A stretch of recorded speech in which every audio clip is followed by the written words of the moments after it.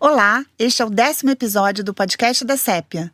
No 9º episódio de nosso podcast, intitulado Quem Cuida de Quem? O trabalho de cuidado nas famílias, a partir de uma ótica da juventude, abordando como as famílias se organizam sobre o cuidado e por que esse trabalho é tão invisível e ao mesmo tempo tão essencial. Seguiremos nessa temática inesgotável que pode ser tratada a partir de vários recortes, pois é um tema, especialmente para as mulheres, presente em nosso cotidiano e na nossa vida.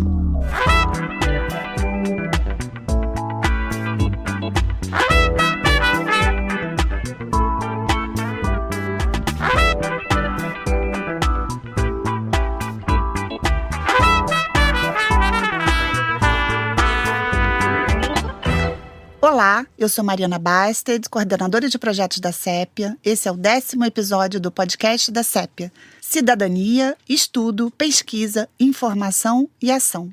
Em nosso podcast anterior, falamos sobre quem cuida de quem, o trabalho de cuidado nas famílias. Depois confere lá, curte e deixa seu comentário. É super importante para a gente ter o retorno de vocês sobre as temáticas trazidas aqui no podcast da Sépia. Mas, para além das experiências cotidianas que discutimos nos episódios anteriores, é importante olhar para o contexto mais amplo em que esse trabalho acontece. No Brasil, dados do IBGE mostram que as mulheres dedicam, em média, quase o dobro do tempo que os homens ao trabalho doméstico e de cuidados não remunerado. Essa diferença se intensifica quando consideramos raça e classe. Mulheres negras são as que mais acumulam jornadas, combinando o trabalho remunerado, muitas vezes precário, com a responsabilidade quase integral pelo cuidado. Esse cenário revela que o trabalho de cuidado não é apenas uma questão privada ou familiar, mas é uma engrenagem central da economia e da reprodução social, ainda que permaneça invisibilizado e desvalorizado. E essa sobrecarga não é apenas material, ela tem impactos profundos na saúde mental. Cansaço crônico, ansiedade, sensação de insuficiência, esgotamento, são experiências muito comuns entre as mulheres que sustentam rotinas marcadas por jornadas múltiplas e contínuas, muitas vezes sem reconhecimento ou apoio. Nos últimos anos, essa realidade tem sido cada vez mais tensionada também no campo jurídico. A partir da atuação de instituições como o Conselho Nacional de Justiça, com a elaboração dos protocolos para julgamento com perspectiva de gênero e perspectiva racial, o Poder Judiciário brasileiro passou a ser provocado a reconhecer como desigualdades estruturais, incluindo a distribuição desigual do trabalho de cuidado, impactam diretamente as decisões judiciais, inclusive quando se trata de compreender contextos de sofrimento psíquico. Mas, afinal, o que isso significa na prática? De que forma juízas e juízes têm incorporado ou deixado de incorporar o reconhecimento do trabalho não remunerado, de cuidados e seus impactos na saúde mental em suas decisões? É sobre isso que vamos conversar hoje, também a partir do olhar da saúde mental, fundamental para compreender os efeitos concretos dessas desigualdades na vida das mulheres. Bom, agradecemos a participação das queridas convidadas desse episódio, Flávia Oliveira e Luciana Darzi. Luciana Darzi é advogada, mestre em História Política e uma profissional que reúne sólida trajetória acadêmica e ampla experiência prática no campo do direito. Graduada em Ciências Jurídicas pela Universidade Federal do Estado do Rio de Janeiro, do mestrado em História Política pela Universidade do Estado do Rio de Janeiro. Atualmente, Luciana integra o Núcleo de Prática Jurídica da Universidade de Santa Úrsula. Na advocacia, desenvolveu sua trajetória, especialmente na área trabalhista, com experiência na promoção e orientação dos direitos das mulheres em sua atuação junto ao CEDIM. Flávia Oliveira é advogada, especialista em gênero, sexualidade e relações étnico-raciais e atualmente mestrando em Sociologia Política. Há mais de 10 anos na docência universitária, tem construído uma trajetória marcada pelo diálogo entre teoria jurídica e compromisso com a transformação social. Em sala de aula, Flávia propõe uma releitura das disciplinas de direito civil e prática jurídica a partir das perspectivas de gênero e raça. Sua atuação acadêmica se articula à prática institucional. No campo das políticas públicas e da promoção de direitos, Flávia atuou junto à Secretaria Estadual de Direitos Humanos, acompanhando a população LGBTQIAPN+, e também na Secretaria de Políticas e Promoção das Mulheres, no atendimento a mulheres em situação de violência. Também teremos a participação por áudio da Mara Gomes. A Mara é psicóloga e psicanalista formada pela Universidade Federal do Rio Grande do Sul, com mestrado em Gender, Women's and Sexuality pela Georgia State University em Atlanta, nos Estados Unidos. Tem formação em psicanálise pela Après Coup e desenvolveu na sua trajetória o diálogo entre psicologia, psicanálise e estudos de raça e gênero.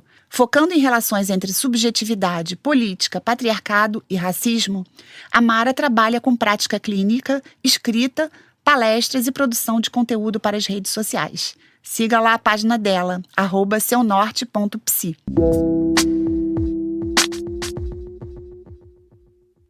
Obrigada por aceitarem o convite da Sépia e estarem aqui conosco para debatermos essa temática tão ampla e tão fundamental para ser trazida aqui nesse podcast. E poder fazer, nesse momento, uma reflexão conjunta e, ao mesmo tempo, fazer com que nossos ouvintes e ouvintes possam refletir, sobre esse tema, que às vezes um pouco longe da realidade delas e deles, mas é importante a gente pensar que essa temática, do trabalho, da sobrecarga, ela perpassa todos os âmbitos da nossa vida, e hoje a gente vai estar focado aqui um pouco no tema como o trabalho não remunerado de cuidados tem sido entendido pelo Poder Judiciário a partir dos protocolos para julgamento com perspectiva de gênero e para julgamento com perspectiva racial. Bom, Flávia e Luciana, então acho que a gente vai começar aqui o chute inicial do nosso podcast.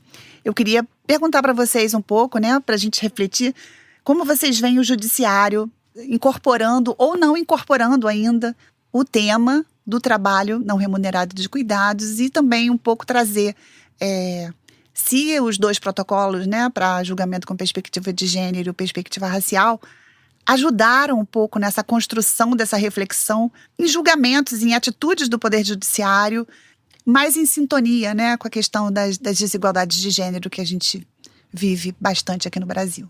No mundo, infelizmente.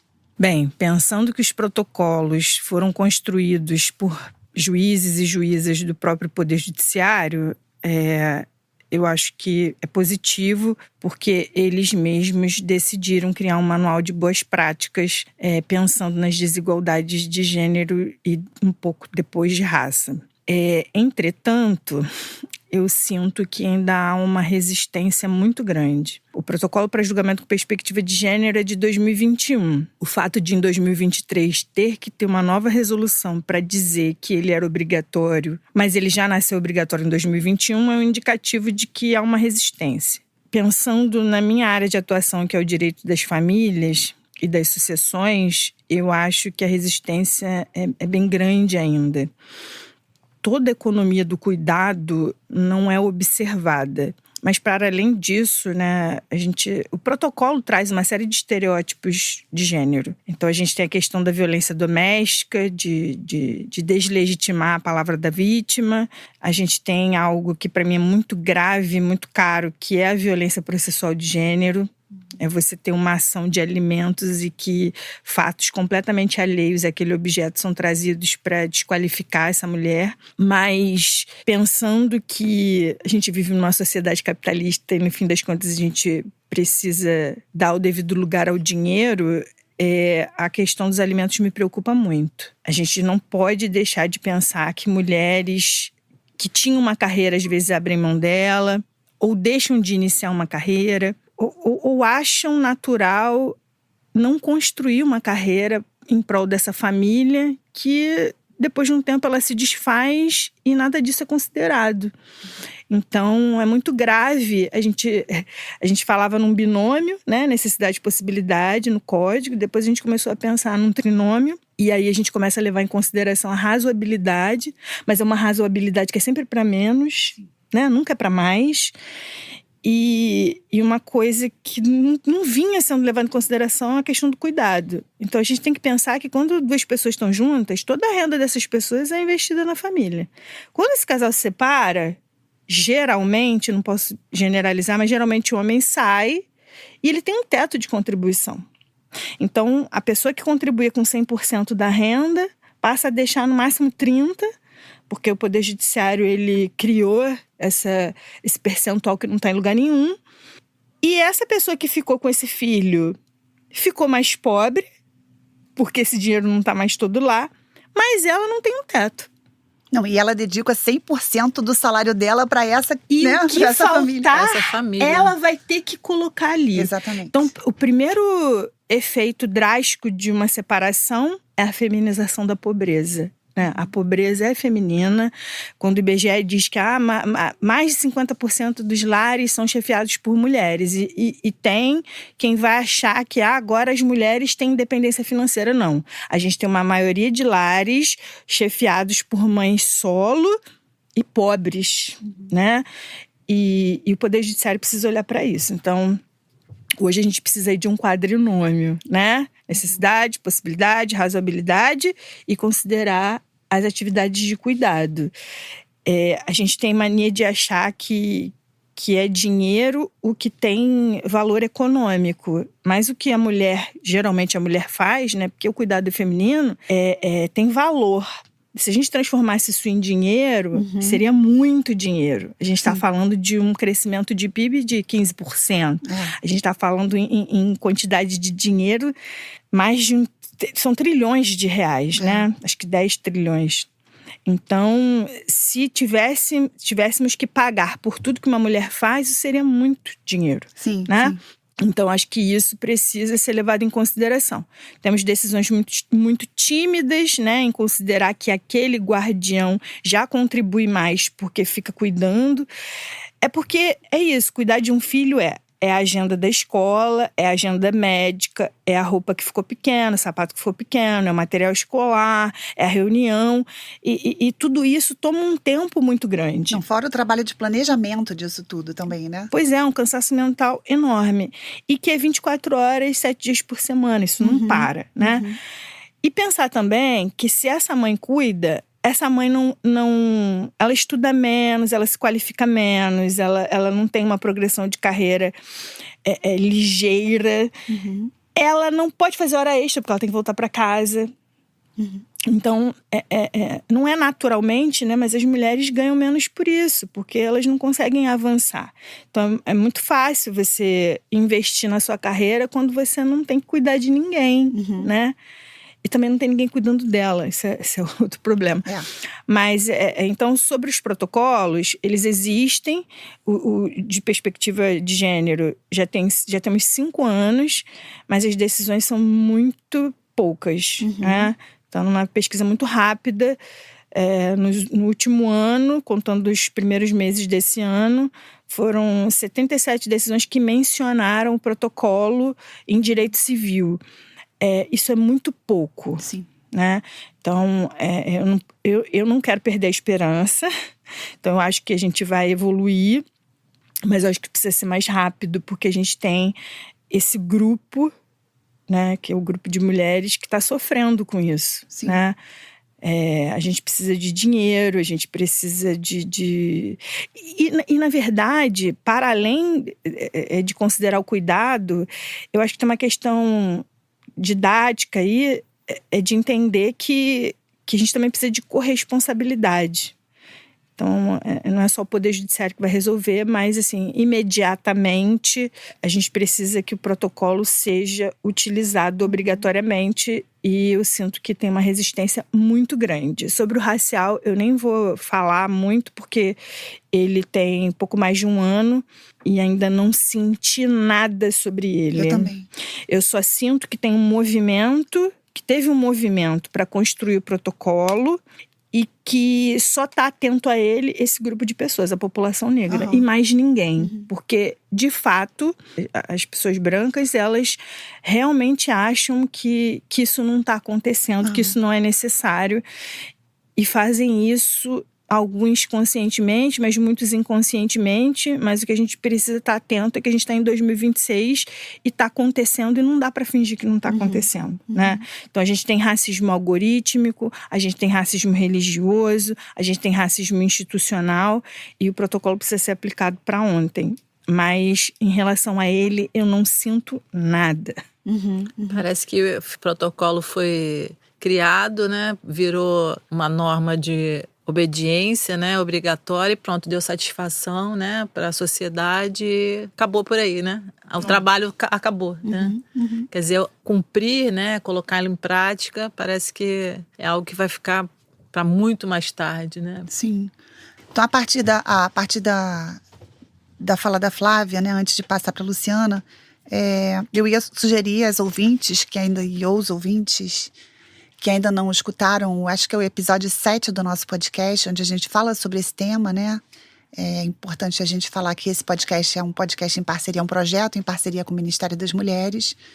E Lucilene Morandi e Udete Pereira de Mello, né, que são feministas, assim, economistas, que tratam muito desse tema, né, que a gente chama um pouco de economia feminista, elas trouxeram isso, né? Quer dizer, se fosse contabilizado esse trabalho das mulheres, né, contabilizado no PIB, aí eu não me lembro se era 12% ou 15% por aí, a diferença que isso faria na economia brasileira, né? E elas falam assim, isso a gente tomando como parâmetro um salário de uma trabalhadora doméstica, né? Que a gente sabe que é um salário muito abaixo, né? É um salário ainda desvalorizado, né? Imagina se a gente pegasse um valor, né, um pouco maior que isso, né? Uma média, né? Quanto que esse PIB não seria elevado. E eu acho que esse é um pensamento muito importante e um dado que é importante a gente trazer para pessoas que acham que isso é uma coisa, vocês estão sempre reclamando, né? As mulheres, agora a gente tem escutado muito isso, né? Uma polarização, agora são homens contra mulheres, assim, como se a gente estivesse falando disso, né? A gente não está falando disso, a gente está falando exatamente de uma igualdade, né, de direitos e que não basta, né, a igualdade muito importante que a gente tem na Constituição, né, que a gente chama de igualdade formal, mas é uma igualdade no dia a dia que não se dá, né? Não se dá. Então, por isso que a gente também fala sobre as políticas, as ações afirmativas, né, as políticas que tentam equalizar de alguma maneira, e eu acho que o protocolo para julgamento com perspectiva de gênero e o protocolo para julgamento com perspectiva racial tem essa função. Então, acho interessante a gente voltar para o podcast 7, ouvi-lo de novo, né? E outro ponto que Flávia traz, né, sobre a mudança do poder judiciário, né? Eu tenho falado muito isso, eu acredito muito mais numa mudança, numa jurisprudência a partir de um movimento, né, de conhecimento. Eu acho que aí entra a importância da gente compartilhar informações e fazer podcasts sobre esse tema e sobre outros temas, a gente mudar um pouco e instrumentalizar as advogadas. E eu nem vou falar advogadas que têm um viés mais feminista na sua prática antirracista, né? Eu acho que mais advogadas como um todo, porque a jurisprudência muda a partir da nossa espetada ali, da nossa provocação, né? Então eu fico pensando, eu acho muito interessante e importante esse banco de decisões e que a gente tem acesso no site do Conselho Nacional de Justiça para embasar as nossas petições e as nossas demandas. Mas, assim, a gente tem que levar isso como uma missão de tentar mudar, né? A Flávia traz a questão dos 30%. Os homens... Sabe onde isso está escrito, gente? Não está escrito. Então, vamos mudar essa jurisprudência.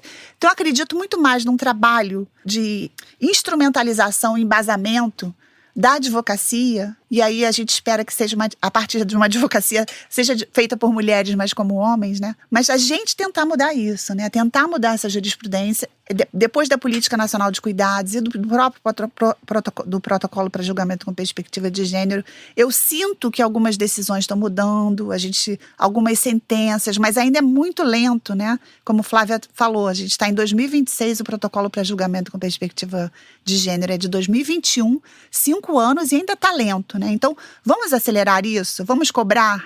E eu vou passar para a Lu, então, para trazer essa reflexão um pouco no campo do direito do trabalho, né? Como é que você enxerga isso? Se chega lá, Lu, se os advogados trabalhistas estão usando os protocolos, como é que você vê o judiciário no campo do direito do trabalho se manifestando sobre isso ou não? Esse tema, né, do trabalho de cuidado, eu acho que está dentro de uma lógica, né, que é histórica, que leva em consideração uma economia que é capitalista, né? A gente está inserido dentro de um modelo de economia e de trabalho capitalista, que é um modelo também patriarcal, que é um modelo que sempre desprezou ou deixou de considerar como tendo valor esse trabalho de cuidado e o trabalho que é feito no ambiente privado. O capitalismo, enquanto capitalismo, ele não considera, né, ele não dá valor ao trabalho que é desenvolvido na vida privada. O empregado, né, quando ele precisa faltar, o empregado ou empregada, quando precisa faltar ao trabalho porque está doente, né? Hoje a gente tem uma legislação que ampara isso, né, que não desconta do salário, né, que é uma falta justificada, mas historicamente isso não acontece, né? Não acontecia.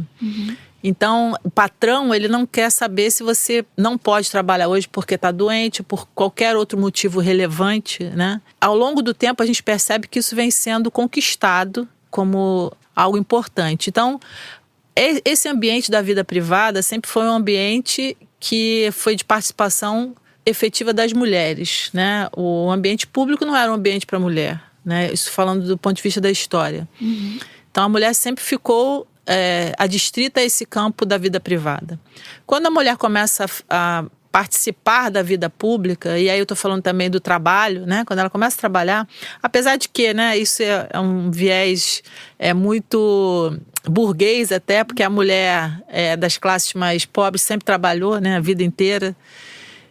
Mas essa mulher, quando vai para o ambiente público, né, e o ambiente de trabalho, essa mulher da classe média, né, ela começa a acumular também o trabalho da vida privada, né? O trabalho do cuidado, né?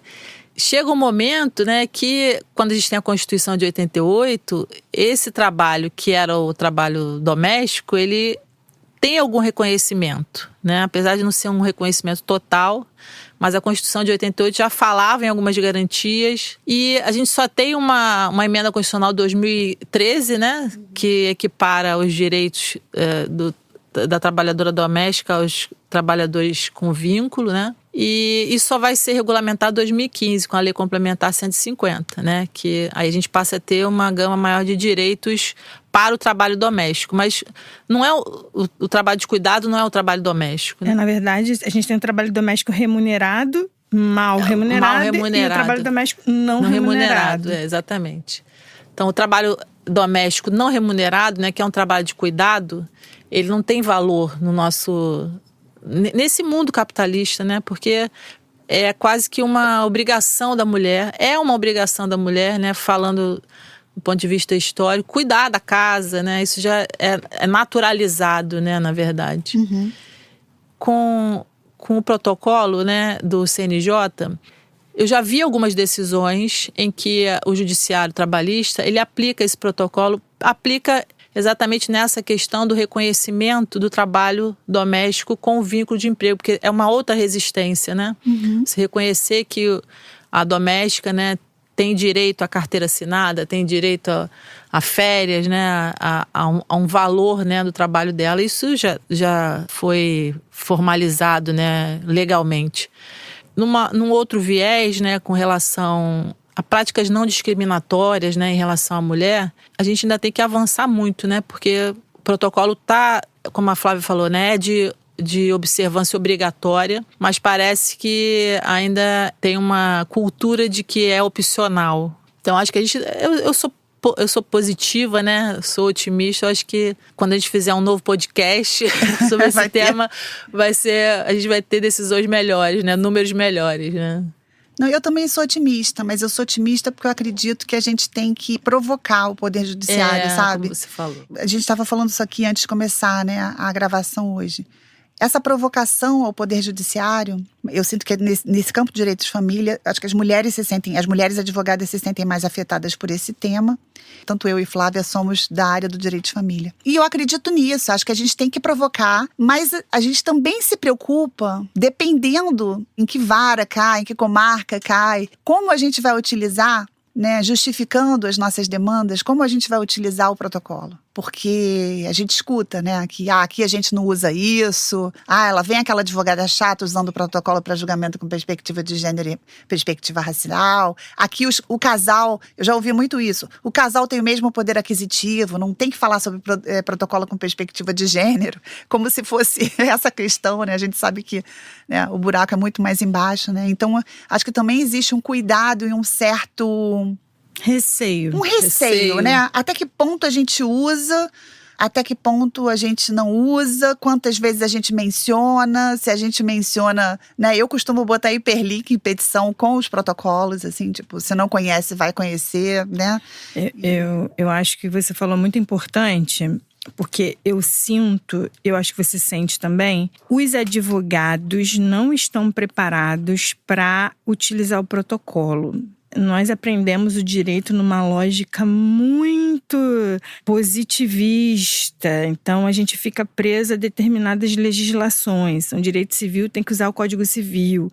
Eu vejo advogados civilistas que sequer usam a Constituição Federal. Então, eu acho que, para além do movimento das advogadas que são atravessadas pelo tema, tem que ter, de fato, uma capacitação técnica, porque as petições não estão preparadas para esse pleito. Nas questões raciais, eu fico muito assustada. Se você trata de um caso de discriminação racial e você vem pelo viés só da responsabilidade civil, causou dano, tem o dever de indenizar, isso é muito raso. A gente tem o Estatuto da Igualdade Racial, agora a gente tem um protocolo, a gente tem convenções internacionais e nada disso eu vejo sendo utilizado. E aí o que acontece é que a gente tem uma decisão que não satisfaz. Então, é uma questão procedimental também. Então, assim, para além de estar envolvido com o tema no sentido... Não tem que ser mulher, tem que ser pessoa negra, mas assim, a gente precisa estudar e melhorar essa técnica, porque tá faltando técnica. E aí, com uma boa técnica, a gente também pressiona mais o Poder Judiciário. Por quê? Porque os julgadores têm um dever de fundamentar. Então, se a gente fundamenta bem, ele vai ter que fundamentar bem para dizer não. Exatamente. E ele não vai conseguir dizer não. Então, a gente precisa saber arguir os protocolos, sabe? Eu sinto Concordo falta. totalmente. Eu sinto muita falta da técnica para isso. Às vezes a gente fica até receoso. Eu vou colocar em cima, eu vou criar um preâmbulo. Como é que a gente vai fazer isso? Então, eu acho que a gente tem que se preocupar com técnica mesmo nesse momento. Porque se eles têm um dever de fundamentar, se a gente fundamentar bem, eles vão poder correr da gente. Não vai ter um entendeu? argumento contrário. Então, é isso que eu acredito também, Flávia. A nossa função é muito importante. Eu, enquanto professora, falo sempre para os meus alunos: quem faz as coisas mudarem somos nós. Eu acredito nisso. Eu acredito muito mais nisso do que da mudança. Quer dizer, eu acho que é isso que vai provocar o judiciário. A gente tem que... Já que a diversidade só está do nosso lado, não está lá, porque de uma população, né, de 56% de pessoas negras, a gente tem 14, alguma coisa na magistratura estadual.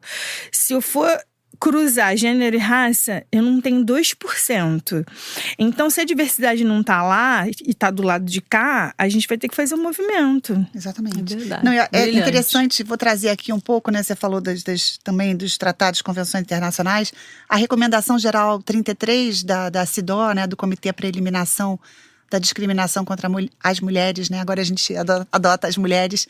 Trata do acesso das mulheres à justiça e estabelece que não basta ter leis formalmente iguais. É fundamental que todo sistema de justiça esteja preparado para reconhecer e enfrentar desigualdades estruturais de gênero. E nesse ponto, a recomendação é bastante enfática ao destacar a importância da formação contínua de magistradas e magistrados para que essas decisões judiciais não reproduzam, sejam os estereótipos ou invisibilizem experiências como, por exemplo, a sobrecarga de trabalho de cuidado não remunerado. Ou seja, não se trata apenas de aplicar a lei, mas de compreender os contextos sociais em que os conflitos acontecem.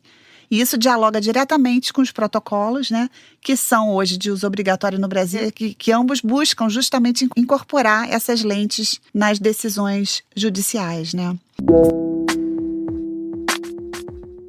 Nas questões raciais, eu sinto que a resistência é maior. Por quê? Como a gente foi forjado, né, sob um regime escravocrata que durou quase 400 anos, então matematicamente a gente tem pouco mais de 100. Então, é muito difícil você desconstruir, mas eu sinto que as pessoas, quando eu vou falar sobre questões raciais, as pessoas ficam muito constrangidas. E eu sempre tenho que desarmar as pessoas primeiro para dizer: olha, eu não estou culpando ninguém. Ninguém que está aqui nesse recinto foi um escravocrata. Então não vim cobrar nada de ninguém. Mas eu preciso que vocês reflitam o seguinte: o tempo todo a gente fica falando dos prejuízos desse regime. E ninguém fica falando sobre os privilégios desse regime. Teve um grupo de pessoas muito privilegiado. E esse privilégio se perpetua. É só olhar os sobrenomes do Poder Judiciário. A gente fala de uma herança e o meu grupo não tem tem herança escravocrata. Então, quando sai uma pesquisa recente para dizer que mulheres negras vão levar 7 gerações para adquirir um imóvel na favela, é disso que eu estou falando. São pessoas que estão começando tudo, não tem herança de nada. A gente não herdou nada. Então, não é possível que essas pessoas não enxerguem que têm privilégios, né? E se sentem sempre constrangidas quando a gente fala isso, como se a gente estivesse cobrando alguma coisa. Na verdade, a gente tem uma reparação a ser feita. E é isso que a gente está buscando. A gente não está se vitimizando, mas é uma coisa que está aí para todo mundo ver. É até leviano a gente ficar falando de alienação parental, discussão de guarda com uma mulher negra, porque geralmente ela é uma mãe solo. Primeiro, ela vem de... Vamos trazer esse ponto que eu ia trazer esse ponto. De um abuso infantil, provavelmente. A gente tem uma herança que são mulheres negras objetificadas, supersexualizadas. Então, a gente tem mulheres negras que iniciam sua vida sexual muito cedo, porque é uma estrutura que diz, é normal. Então, essas mulheres também não são para casar, porque nunca foram, né? Então, a gente tem mães solos negras em sua maioria. E aí, falar de abandono afetivo é uma consequência quase que lógica. E discutir guarda compartilhada, se tem abandono, não tem nada para dividir. Então, assim, é uma sobrecarga muito grande. Então, quando uma mulher dessa chega ao Poder Judiciário e tem a quem pedir, é leviano o Poder Judiciário não ter esse olhar. Porque o direito, ele é uma ciência, mas ele sem outras ciências, ele não serve para quase nada. Então, se a gente não tiver um olhar histórico, político, sociológico, filosófico, a gente não chega em lugar nenhum. Mas, assim, no direito das famílias, quando uma mulher negra chega ao Poder Judiciário, ela já venceu muita coisa para acessar a justiça, né? O que ela vai encontrar? Será a justiça mesmo? Então, assim, em relação às questões raciais, a coisa, eu acho que é mais complicada. Porque é muito difícil você conversar com essas pessoas que estão nesses lugares de poder sobre isso, porque elas não entendem, elas se sentem ofendidas.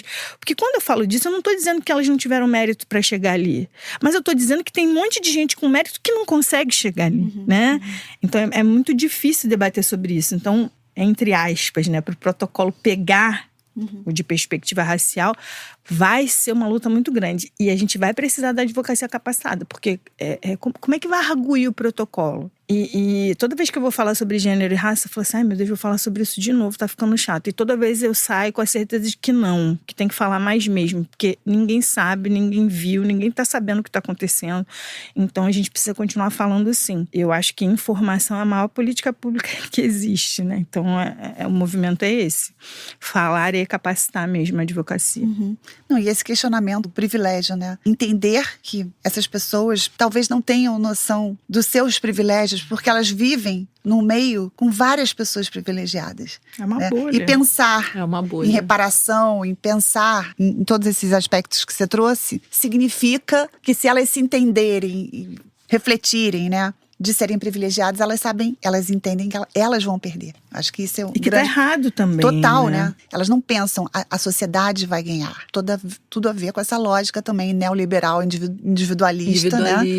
Eu vou fazer aqui o meu e essa ideia, né, muito propagada pelo judiciário da neutralidade, né? Que não existe nada é neutro. Nada é neutro, né?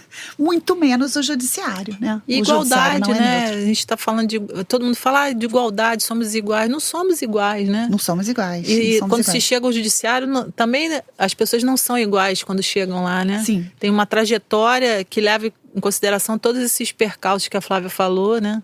Exatamente. Então Lu, isso tem que ser considerado realmente. Total. Quando você estava falando, eu lembrei muito de um livro que eu li ano passado e que eu indico sempre, porque foi um livro que me sacudiu não sei se vocês conhecem, da Juliana Araújo Lopes. Constitucionalismo Brasileiro em Português, Trabalhadoras Domésticas e Luta por Direitos. Conheço ela, mas não conheço o livro. Esse livro é incrível, porque ela faz todo um resgate, né, do movimento das trabalhadoras domésticas e da influência no processo constituinte, dessa luta toda. Aí você fala, né, só em 2013, né, isso foi reconhecido, né, e ainda... Regulamentado em 2015. Regulamentado e muito forjado muito ainda forjado. Hoje, né? Isso não Não há nada mais escravocrata do que... Não, porque na verdade a minha pergunta foi um pouco assim, quer dizer, a gente tem uma regularização do trabalho doméstico remunerado, né? Trabalho que doméstico. Foi uma grande conquista, mas ao mesmo tempo que é tão perverso. Mari, né? Vou te mostrar uma matéria que eu construí pro curso que eu dei semana passada. Eu falei exatamente isso. É tão perverso esse sistema escravocrata que eles tentam... Você garantiu direitos e prejudicou mais porque as pessoas correm de fazer o certo. Exatamente. E aí você tem as diaristas que não têm qualquer garantia. E são maioria. O que a gente vê no judiciário hoje é uma tentativa até de burlar nessa legislação, como a Flávia estava dizendo, de não assinar a carteira de trabalho para não ter que pagar direitos trabalhistas. E a gente teve uma decisão do Supremo há 1 ano e pouco atrás, aquele tema, acho que é 1389, que tratava da suspensão, né, do tema do reconhecimento de vínculo empregatício quando você tinha um contrato de prestação de serviços. É o tema da pejotização, foi conhecido como pejotização. Mas isso ninguém fala hoje, né? Porque, na verdade, isso foi estendido a todos aqueles trabalhadores que não tinham ou não têm nenhum contrato escrito e estão pleiteando o reconhecimento do vínculo. E isso entra também a questão do trabalho doméstico. Quando você contrata lá a doméstica, né, sem assinar a carteira, obviamente ele não faz contrato nenhum também, né? Um contrato verbal, né? Não faz nenhum contrato escrito, faz um contrato verbal.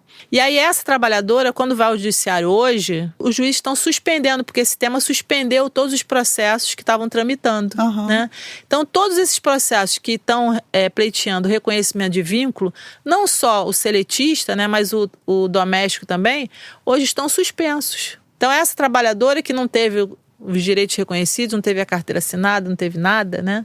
Ela também está aguardando, né, o judiciário decidir há mais de 1 ano que loucura, né? se a competência da Justiça do Trabalho, se esse contrato verbal vai ter validade, né? Na hora de dizer, não quero CLT, não quero lei, né? Não quero formalização, eu quero ser autônoma, né? Eu quero ser diarista realmente, né?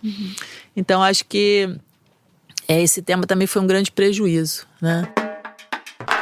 A gente tem visto avançar no Congresso uma série de propostas relacionadas à chamada política do cuidado. Mas essas iniciativas, como ampliação de licenças e creches, aposentadoria especial, incentivos fiscais para a contratação formal, são suficientes para enfrentar a sobrecarga estrutural que recai sobre as mulheres? Quanto essa ausência ou fragilidade de políticas públicas também se traduz em sofrimento psíquico e adoecimento.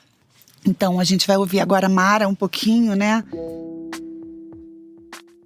Sabe que a sobrecarga de trabalho atinge de forma muito mais intensa mulheres negras, indígenas e periféricas. Historicamente, essas mulheres estão na base da pirâmide social, são as mulheres que precisam garantir o cuidado de toda a sociedade, né?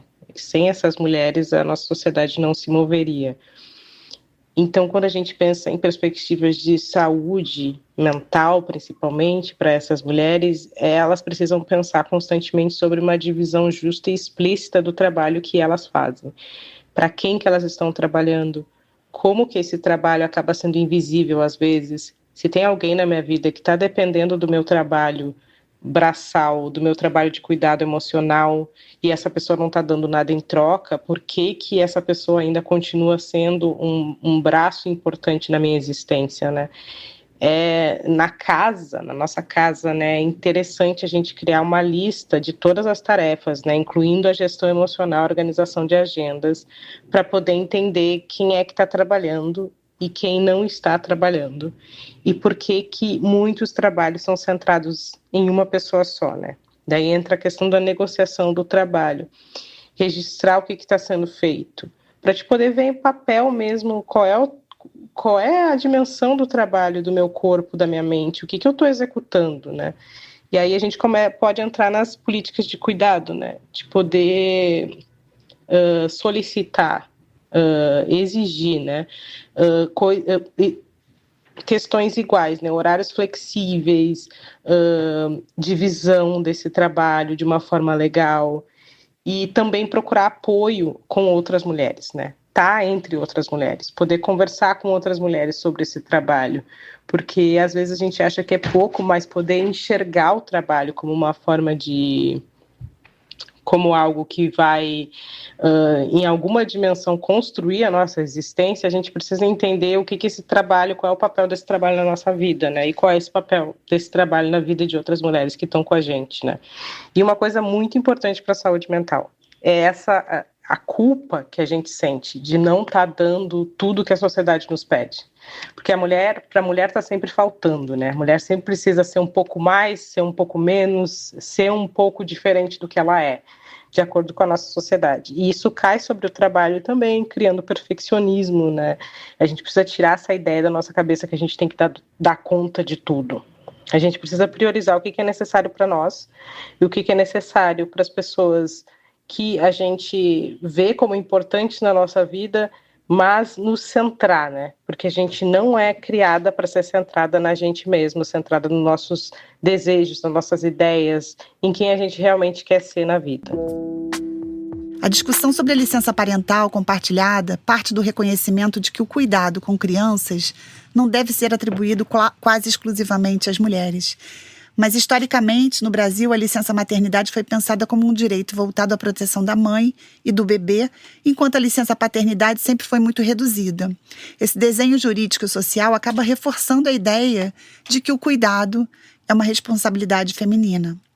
Nos debates mais recentes, essa lógica tem começado a mudar. Esse ano foi sancionada a ampliação gradual da licença paternidade, que passará dos atuais 5 dias para até 20 dias, até 2029, além também da criação do salário paternidade. A medida foi apresentada como parte da agenda de corresponsabilização do cuidado e da Política Nacional de Cuidados. Mais do que ampliar o tempo dos pais, essa ideia da licença parental compartilhada propõe uma mudança estrutural, que é permitir que o tempo de afastamento seja distribuído entre os responsáveis, reconhecendo diferentes arranjos familiares, inclusive famílias homoafetivas, monoparentais e por adoção. Isso tem reflexos importantes na igualdade no mercado de trabalho, porque reduz a penalização das mulheres na contratação e na progressão profissional, além também de incentivar a participação ativa dos homens desde os primeiros meses de vida da criança. Lu, você já teve essa experiência de trabalhar em processos onde se questionava essa licença maternidade no âmbito trabalhista? Quando a gente atua no direito do trabalho, muitas vezes confunde-se, né, o direito do trabalho com o direito previdenciário. Acho que a gente é especialista nas duas coisas. São dois campos do direito que têm naturezas diferentes, inclusive. Então, a gente tem na legislação trabalhista o afastamento. A gente poderia chamar de licença parental, porque poderia servir tanto para um quanto para outro, né? Isso é um avanço, né? Mas hoje que a nossa legislação tem como nomenclatura é a licença maternidade e a licença paternidade. E que é o período de afastamento remunerado. E aí a questão que a gente tem aqui, né, é quem é que vai remunerar esse período de afastamento, né? Quem é que vai pagar essa conta? E eu acho que por isso que a mulher vai sendo estigmatizada também quando pensa, né, em ter filhos, porque ela vai ter que se afastar, né? Mas o primeiro ponto que a gente tem que refletir é o seguinte, né? Essa é uma questão que tem que ser pensada, né, como humanidade, como sociedade. Um discurso que a gente vê muito, né, do empregador, do patrão, e que é reproduzido é: essa mulher vai se afastar e eu vou ter que pagar essa conta, né? Eu vou ter que pagar salário para ela. Porque a licença maternidade corresponde ao salário maternidade. E aí entra a questão previdenciária, né? Quer dizer, o afastamento é o campo do direito do trabalho, mas o salário maternidade é um salário que é um benefício previdenciário, né? Então é custeado pela Previdência Social. Não é um problema, né? Mas como ele se apresenta para a mulher que é empregada, regida pela CLT, é que fica parecendo que o custo é da empresa, porque é o empregador que paga o salário maternidade. Só que a própria lei previdenciária, ela diz que o empregador vai compensar esse valor que ele está pagando de salário para a mulher com o que ele deve lá na folha, né, a parte dele da Previdência. Então, essa compensação faz com que esse salário maternidade da empregada seletista, né, seja pago pelo INSS, né, indiretamente. Quem tem a obrigação de adiantar o salário é o empregador, mas no final quem está pagando é a sociedade, né, através dessa autarquia que é o INSS. Então, o salário maternidade, o custo dele não é da empresa, o custo é da Previdência. Então, esse discurso, né, de que a mulher vai dar prejuízo, que ela dá prejuízo quando ela tá gerando, né, isso é uma falácia, né, porque não é o patrão que está pagando. Agora, a Previdência, a lei previdenciária, ela resolveu, né, que custear, né, o salário maternidade das outras trabalhadoras, a doméstica, por exemplo, a avulsa, né, diretamente no INSS.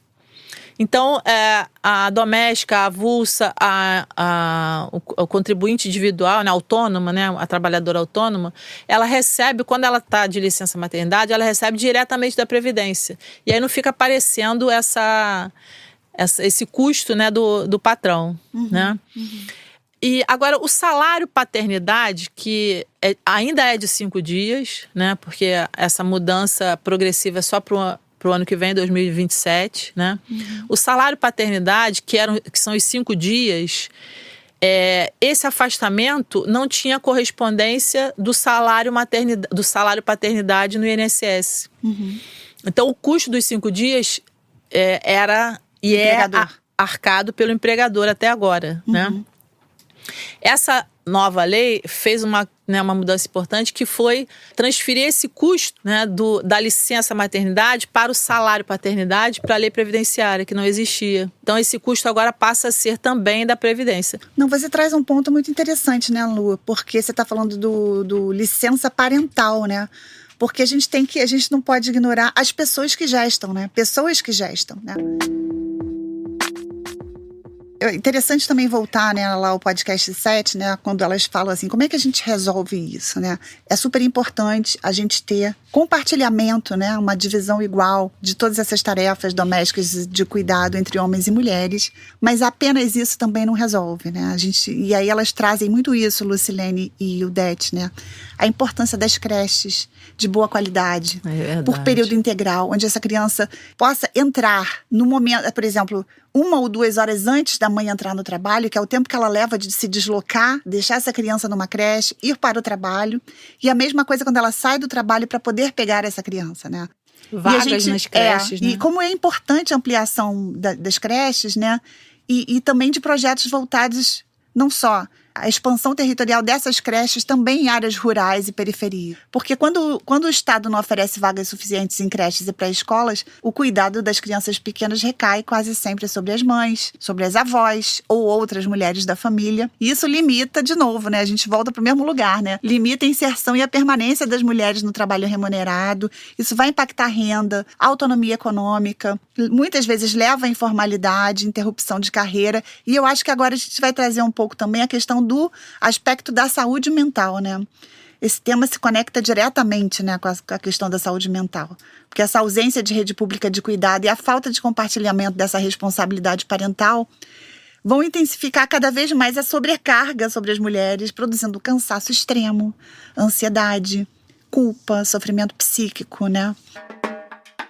Como lidar com esse aspecto de sobrecarga a partir desse recorte de gênero e racial? Sobre os caminhos de transformação, a gente precisa pensar em uma transformação real e coletiva e política, né? Quando a gente fala de saúde mental, a gente também está falando de política. Quando a gente fala de psicologia, a gente também fala de política. A gente precisa de jornadas justas de trabalho para essas mulheres. Uma redistribuição do cuidado como um eixo político da nossa sociedade. Porque quando a gente coloca essas mulheres como sujeitos que precisam garantir o trabalho, que precisam se colocar como pessoas que estão sempre ali, né, garantindo cuidado, garantindo a vida de outras pessoas além da sua própria vida, a gente está explorando essas mulheres. E é importante perceber essa exploração e colocar ela dentro das nossas políticas públicas, né? A gente precisa de uma economia de trabalho feminista e antirracista, remunerar o trabalho de cuidado dessas mulheres e não só aceitar esse trabalho como uma forma natural das coisas, né? Então, eu acho que essa mudança, esses caminhos de transformação, a gente precisa passar pela essa mudança cultural, jurídica e política da nossa sociedade, né? E sair dessa lógica de que mulher se organiza melhor e pode dar conta das coisas, de que a mulher consegue dar conta de muita coisa porque ela está acostumada a isso, né? É uma lógica política que a gente precisa quebrar socialmente. E outra coisa, né, no nosso país que a gente está vendo agora, as mudanças das leis e a necessidade de terminar com a jornada 6x1, né, de trabalho, que é algo que acaba com a vida mental e política e social das mulheres, porque no momento em que tu trabalha 6 dias na semana e tu tem um dia, esse um dia vira o dia que tu vai ter que trabalhar em casa, tu vai ter que trabalhar para cuidar das pessoas na tua volta, para cuidar dos teus filhos, porque às vezes essas mulheres têm filhos pequenos em que elas são o centro da vida deles. Então, essas mulheres precisam trabalhar uma jornada, né, que não tem fim, uma jornada que é muito cansativa e que está, de fato, matando psicologicamente essas mulheres e matando fisicamente essas mulheres. Porque quanto mais altos os nossos níveis de cortisol, os nossos níveis de estresse, pior fica a nossa saúde. E é importante perceber essas coisas que são ditas pequenas, né, que são coisas que acabam levando a gente para viver uma vida completamente enclausurada dentro do trabalho, como se a gente vivesse para trabalhar, não vivesse para existir, para os nossos desejos, para saber qual é o nosso propósito de vida, porque a gente não vive só para isso, né? O trabalho não tem que ser o centro da nossa vida, não tem que ser a única coisa que nos define. Essa nova perspectiva sobre o cuidado, tirar ele do ambiente privado e levar para o público é muito importante, porque as atividades de cuidado são essenciais para qualquer área, sustenta toda a economia. Então, precisa ser tratado como uma questão pública, então a gente precisa de políticas públicas. Quando eu vejo hoje uma legislação que reduz a jornada da mãe atípica, eu fico pensando, mas e o resto? Porque ser mãe atípica é ter uma exaustão muito maior. A redução da jornada não resolve tudo. Essa criança tem uma escola para frequentar, porque a gente preza pela inclusão. E aí tem um mediador nessa escola dessa criança. Essa escola pública é em período integral? Porque no nosso município do Rio de Janeiro, o período integral é de 7h30 às 3h30. Eu quero saber que mulher seletista consegue deixar a criança ir trabalhar, sair do trabalho e buscar. Exatamente. Se ela não tiver uma rede de apoio, ela vai ter que ser uma trabalhadora informal. Exatamente, que é o que acontece, né, Flávia? A gente precisa muito mais do que uma alteração legislativa, é uma questão estrutural. A prova de que isso é estrutural, eu vi um movimento curioso de mulheres quando vislumbrou-se o aumento da licença paternidade, que eram mulheres desesperadas para isso não acontecer. Porque elas sabiam que esses homens iam estar dentro de casa dando mais trabalho a elas. Então, a gente precisa de uma mudança cultural. Isso é muito maior do que uma estrutura legislativa, enfim. Então, a gente está falando de educação, né, acima de tudo, e políticas públicas em todos os campos. A saúde, né, essa mulher precisa buscar uma terapia. Tem terapia no público para ela, né? Que apoio que ela tem. Em alguns países da América Latina já tem esse Sistema Nacional de Cuidados. E aí eu trago como exemplo o Uruguai, que em 2015 criou o seu Sistema Nacional Integrado de Cuidados. E a proposta uruguaia parte de um princípio simples. O cuidado é um direito de quem precisa e uma responsabilidade compartilhada entre Estado, famílias, comunidade e mercado. Na prática, isso se traduz em políticas articuladas que incluem serviços para crianças, pessoas idosas, né? Porque a gente nem entrou aqui nessa questão, né? Pessoas idosas, pessoas com deficiência, além de apoio direto a cuidadoras e cuidadores, que em sua maioria são mulheres. Aquele assunto, né? Quem cuida de quem cuida, né? O sistema uruguaio também investe na profissionalização do cuidado, com formação e remuneração, o que ajuda a tirar essas atividades da invisibilidade e reconhecê-las como trabalho. Isso tem um efeito direto na redução da desigualdade de gênero, porque diminui a sobrecarga doméstica sobre as mulheres, né, e amplia as possibilidades de inserção delas no mercado de trabalho. Um outro exemplo também que eu não conhecia é o da Costa Rica, que estruturou a Rede Nacional de Cuidado e Desenvolvimento Infantil, e nesse caso o foco inicial foi a primeira infância, com ampliação de creches e centros de cuidado acessíveis, especialmente para famílias em situação de vulnerabilidade. Essa política foi pensada também como estratégia de combate à pobreza e de promoção da autonomia econômica das mulheres. O interessante é que, assim como o Uruguai, a experiência da Costa Rica reconhece que o cuidado não é apenas uma questão privada, mas isso que a gente está falando aqui, né? Mas um tema de política pública que precisa de coordenação estatal, financiamento e continuidade. E aí a gente traz esses exemplos porque são exemplos que mostram que é possível reorganizar socialmente o cuidado, mas que isso exige decisão política e investimento. E talvez o mais importante, mostram que políticas de cuidado não impactam apenas a economia ou o mercado de trabalho, mas elas têm efeitos diretos na qualidade de vida, na saúde mental, ao reduzir a sobrecarga, o isolamento, né? Porque a gente também não falou. É porque é um tema que a gente pode falar, a gente pode ficar aqui horas falando ou fazer 10 mil podcasts, porque ele não se esgota, né? Então, assim, eu vou terminar um pouco, é uma conversa rápida, né? A gente tem limitação de tempo aqui no podcast. Uma pergunta, uma resposta rápida, assim. Como cada um de nós pode compartilhar melhor o cuidado no dia a dia? Eu acho que a gente precisa ficar atento a todos da casa. É um convite especial para os homens. Quem está realizando as tarefas, eu também faço, mas eu faço sozinho ou espero alguém mandar? A corresponsabilidade vai nascer desse olhar de todo mundo que está em volta dessa mulher, prestar atenção nela, no que ela faz e, para além disso, fazer em sua casa e levar para fora dela. Porque a gente está tendo esse papo aqui, várias pessoas vão ouvir, mas esse papo precisa ser o papo da mesa do almoço, do encontro na rua. Eu acho que isso precisa se propagar. Eu acho que é isso. Se inteirar do assunto e espalhar o assunto. Eu acho que a gente, quando está na nossa casa, né, nosso ambiente privado, na família, a gente, enquanto mulher, enquanto mãe, às vezes, de uma forma não consciente, a gente não divide ou não delega e não trata desse tema da divisão do trabalho, do cuidado, na perspectiva de gênero.